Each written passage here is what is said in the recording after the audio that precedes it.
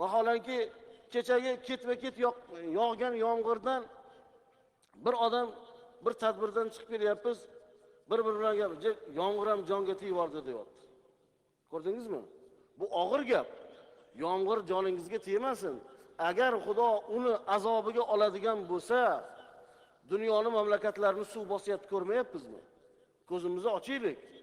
Allohim iloho jonimga tegdi demang, Allohim rahmatingdan qilgin. Bu yomg'irlarni barakot qilgin deb Alloh taboraka va taolodan uni barakasini, rahmatini, xayriyatini so'raylik. Zeroki Allohning ishiga banda burnini suqmasin.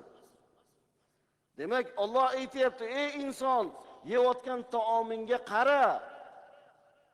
U issiqmi, yumshoqmi, qattiqmi, bir qaragin uni ne'mat ekanligiga. Biz unga osmondan yomg'irlar yog'dirdik." Endi yomg'ir yog'dirgan bilan bu pishib qoldi degani emas. Summa shaqoqnal arda shaqqo.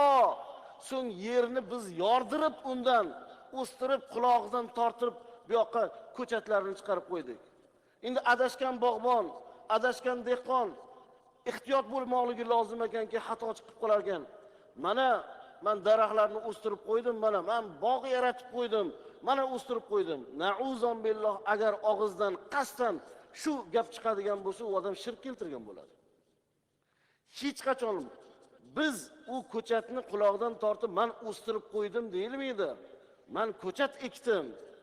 Mayli, bog'ni, mana shu bog'ni mehnat qildim, Alloh taolo hosilini o'zi berdi degan ma'noda muroqabani Allohga bog'lang, nafsingizga bog'lab qo'ymang.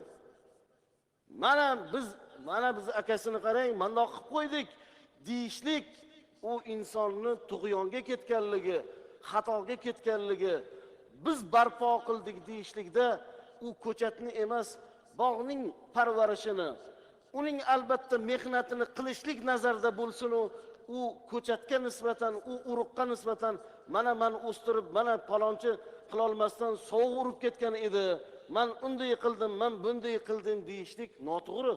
Yoki ozgina yomg'ir ko'proq yog'sa, sovuq ko'proq bo'lsa, bu yil tamom bo'ldi odamlarda. Tamom bo'ldi, sovuq urib ketdi. Bu yil endi rosa qimmatchilik bo'ladi, mevalar bo'lmaydi. Yo'q.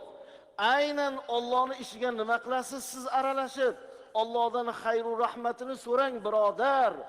Agar Alloh taboraka va taolo xohlasa, shamolni qattiqligi bilan, do'lni qattiqligi bilan ham bozorlarni serob qilib, dasturxoningizni barakasini berish mumkin. Bu hayotimizda bo'lyapti-ku bu.